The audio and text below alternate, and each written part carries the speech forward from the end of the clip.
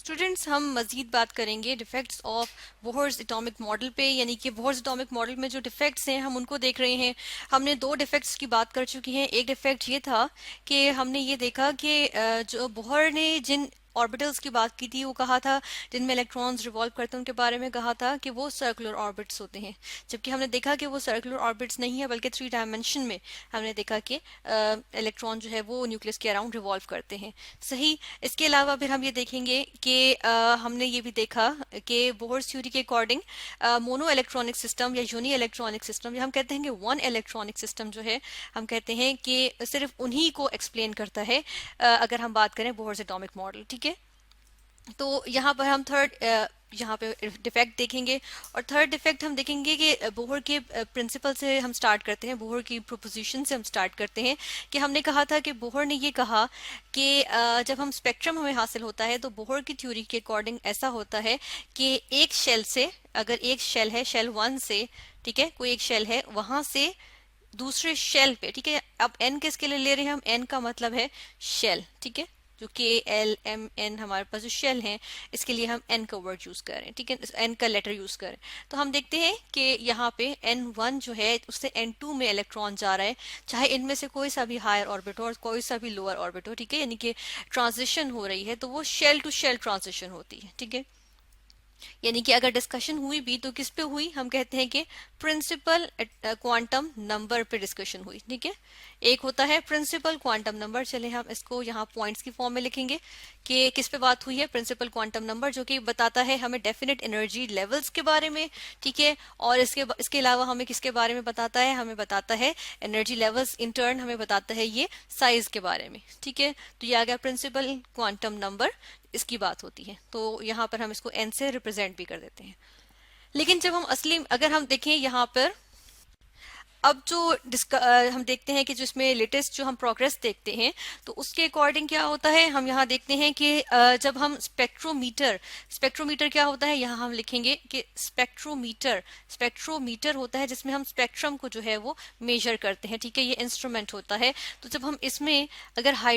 मैं हाइड्रोजन का स्पेक्ट्रम लेना चाहूँ तो उसके अंदर मुझे बहुत सारी लाइन्स नजर आएंगी। ठीक है, इस तरह से जब हमने हाइड्रोजन स्पेक्ट्रम में देखा था तो हमारे पास जब हमने बाल्मर सीरीज भी देखी थी तो हमारे पास एक हाइड्रोजन अल्फा एक लाइन आई थी जिसको जो हमने देखी थी किसके अंदर, हमने देखी थी बाल्मर सीरीज में। ठीक है, और ये जो है हम अगर स्पेक्ट्रम में देखें तो हमें ये किस कलर की नजर आती है, ये हमें रेड लाइन नजर आती है। ठीक है, तो लेकिन अगर हम स्पेक्ट्रोमीटर में इसको देखें तो इसके भी आगे मजीद हम देखते हैं कि 5 डिफरेंट कंपोनेंट्स हमें जो है वो विजिबल होते हैं। ठीक है, या उनकी रीडिंग आती है हमारे पास। ठीक है, तो जब ये 5 कंपोनेंट्स आ रहे हैं, ये रेड जो हमारे पास आया है ये किससे आया है, हम देखते हैं कि इसमें हमारे पास क्या होता है कि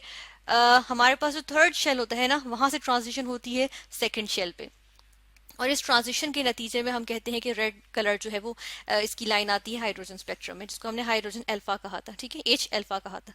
अब इस एच अल्फा को भी मजीद जब हमने स्पेक्ट्रोमीटर में देखा लेटेस्ट टेक्नोलॉजी से तो उसमें हमें इसके 5 कंपोनेंट्स नजर आए। इसका मतलब ये हुआ कि शेल के अंदर भी तो कुछ और हो रहा है ना, इसका मतलब है शेल के अंदर भी कोई ट्रांजिशन है, शेल के अंदर भी कुछ और भी है। ठीक है, तो इसका मतलब ये हुआ कि इसके अंदर हम कह सकते हैं कि यहाँ पे अगर हम बात करें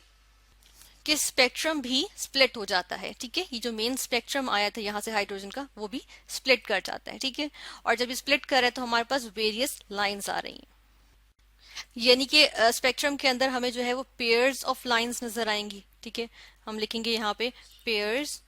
ऑफ लाइंस। ठीक है, अब पेयर्स होंगी तो उनको हम डुप्लेट्स कहेंगे, या फिर हमें ट्रायोस नजर आते हैं ऑफ लाइंस। ठीक है, जिन तीन तीन लाइंस एक साथ मौजूद होती हैं तो इसको हम कह देते हैं कि हमारे पास ट्रिपलेट्स आ जाते हैं। ठीक है ना, तो डुप्लेट्स और ट्रिपलेट्स जो है इनको बोहर ने एक्सप्लेन नहीं किया।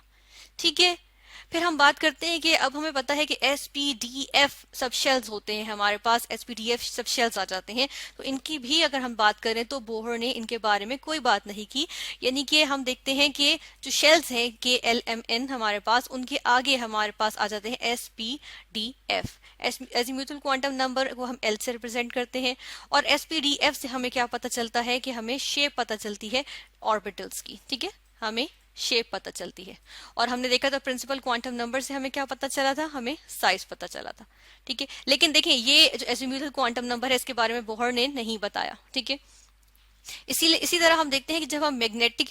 फील्ड प्रोवाइड करते हैं, ठीक है, मैग्नेटिज्म तो हमें पता है मगनतीसी ताकत होती है, तो जब हम मैग्नेटिक फील्ड प्रोवाइड करते हैं तो हम देखते हैं कि स्पेक्ट्रम मजीद स्प्लिट हो जाता है, ये जो लाइंस हैं ये मजीद स्प्लिट हो जाती हैं, और इसके लिए जो हमारे पास क्वांटम नंबर है उसको हम कहते हैं मैग्नेटिक क्वांटम नंबर। इसके बारे में भी बोहर ने कुछ नहीं बताया, ठीक है, और इसको हम कहते हैं ये एक इफेक्ट होता है कि मैग्नेटिक फील्ड की मौजूदगी में स्प्लिट अप हो जाना लाइंस का, तो इसको हम क्या कहते हैं,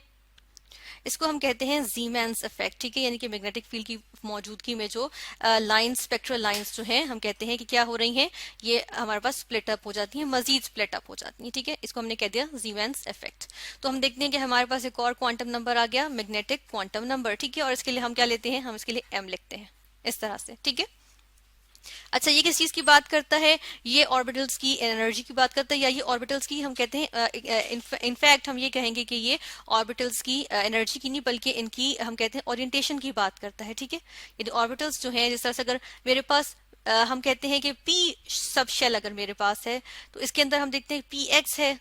पी वाई है, पी जी है, ठीक है, तो ये अलग अलग ओरिएंटेशन में ना, अलग अलग डायरेक्शंस में, तो हमें क्या पता चला, ओरिएंटेशंस का पता चला, ठीक है, जो कि हमें मैग्नेटिक क्वांटम नंबर से पता चला। और हमने जब मैग्नेटिक फील्ड अप्लाई की, हमारे पास स्पेक्ट्रल लाइंस स्प्लिट अप हुई हैं, ठीक है, सॉरी, हमारे पास जब स्पेक्ट्रल लाइंस स्प्लिट अप हुई हैं तो हमने देखा कि उससे हमें पता चला कि और भी ओरिएंटेशंस होती हैं, ठीक है, पी ऑर्बिटल सिर्फ एक ऑर्बिटल नहीं है, तीन तीन होते हैं, सही। फिर इसके आगे हम देख लेते हैं कि इलेक्ट्रॉन सिर्फ रिवॉल्व नहीं कर रहा होता न्यूक्लियस के अराउंड, बल्कि वो स्पिन भी कर रहा होता है, ठीक है, यानी कि सिर्फ इस तरह रिवॉल्व नहीं कर रहा बल्कि अपनी ही जगह पे स्पिन कर रहा होता है। तो जब स्पिनिंग होती है, स्पिनिंग के इफेक्ट को के लिए, इसके लिए हमारे पास आ जाता है स्पिन क्वांटम नंबर, ठीक है।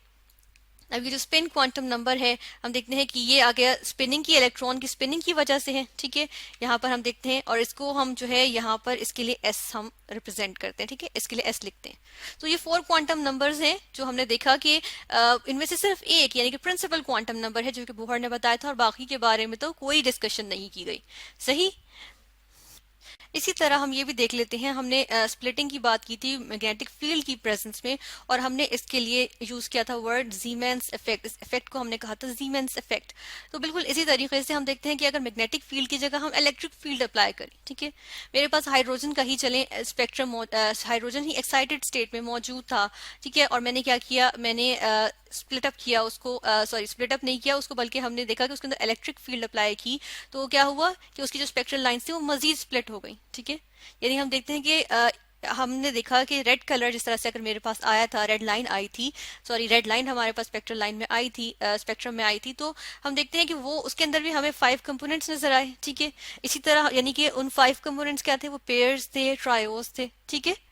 और हमने देखा कि इन लाइंस को हम फर्दर क्या कर सकते हैं, स्प्लिट कर सकते हैं मजीद लाइंस में, और ये हमने स्पेक्ट्रोमीटर में ही हमने फर्स्ट ऑफ ऑल इसको जो है वो एनालाइज किया, ठीक है। तो जो इलेक्ट्रिक फील्ड प्रोवाइड करने की वजह से मजीद स्प्लिटिंग हो जाती है स्पेक्ट्रल लाइंस की, इसको हम कह देते हैं स्टार्क्स इफेक्ट, ठीक है, ये कहलाता है स्टार्क्स इफेक्ट, इसको स्टार्क्स इफेक्ट कहते हैं। तो इसके बारे में भी देखें, बोहर ने इसके बारे में कोई डिस्कशन नहीं की थी, और ये बोहर ने इसमें कुछ मेंशन नहीं किया था, इसके बारे में कोई एक्सप्लेनेशन नहीं मिलती।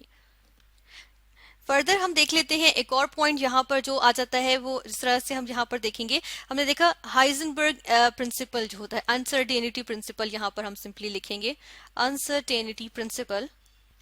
अनसर्टेनिटी प्रिंसिपल के अकॉर्डिंग हम देखते हैं कि जब हमें अगर न्यूक्लियस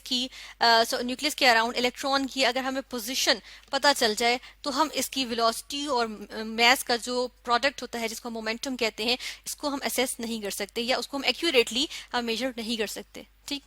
लेकिन अगर यहाँ पर हम देखें, ये एटम है जो कि बोहर के मॉडल के अकॉर्डिंग है, तो इसमें हम देख रहे हैं कि अगर ये इलेक्ट्रॉन रिवॉल्व कर रहा है, पहली बात ये फिक्स्ड ऑर्बिट में रिवॉल्व कर रहा है, और हमने अब हम देखें तो क्वांटम मॉडल के अकॉर्डिंग हम कहते हैं कि ये बात गलत है कि वो एक किसी फिक्स्ड ऑर्बिट में रिवॉल्व कर रहा हो, जो कि गलत है, ठीक। एक तो ये बात कि ये क्लाउड होता है कि वहां पर डेंसिटी होती है, चांसेस होते हैं कि इलेक्ट्रॉन कहाँ मौजूद हो। दूसरी बात ये देखें, ये एक फिक्स्ड ऑर्बिट में रिवॉल्व कर रहा है, तो इसका मतलब है हमें मालूम होगा कि इलेक्ट्रॉन की पोजीशन क्या है, और इलेक्ट्रॉन का न्यूक्लियस से डिस्टेंस क्या है, ठीक है, और इलेक्ट्रॉन कितनी वेलोसिटी से मूव कर रहे हैं। और ये बात तो गलत है ना। तो हम देखते हैं कि ये अनसर्टेनिटी प्रिंसिपल, जो कि अब हमें मालूम है कि ये एक प्रिंसिपल है, एक फिनोमिना है कि हम दो क्वांटिटीज को एक साथ, पेयर जो होता है क्वांटिटीज का, उसको एक साथ हम एनालाइज या उनको एग्जैक्टली मेजर नहीं कर सकते। तो इसकी नफी हो जाती है जब हम बोहर का मॉडल देखें। तो इस तरह से हमने कुछ डिफेक्ट्स देखे, बोहर के मजीद कुछ डिफेक्ट्स देखे हैं अनसर्टेनिटी प्रिंसिपल की, जिस तरह हमने देखा कि ये फॉलो नहीं होता बोहर एटॉमिक मॉडल में। इसी तरह स्टार्क इफेक्ट, जो इलेक्ट्रिकल फील्ड की प्रेजेंस में स्प्लिटिंग ऑफ स्पेक्ट्रल लाइंस, और जीमेंस इफेक्ट के मैग्नेटिक फील्ड की प्रेजेंस में स्प्लिटिंग ऑफ स्पेक्ट्रल लाइंस। इसके अलावा azimuthal quantum number, magnetic quantum number, spin quantum numbers, इनके बारे में हमें मालूमात नहीं मिलती बोहर एटॉमिक मॉडल में।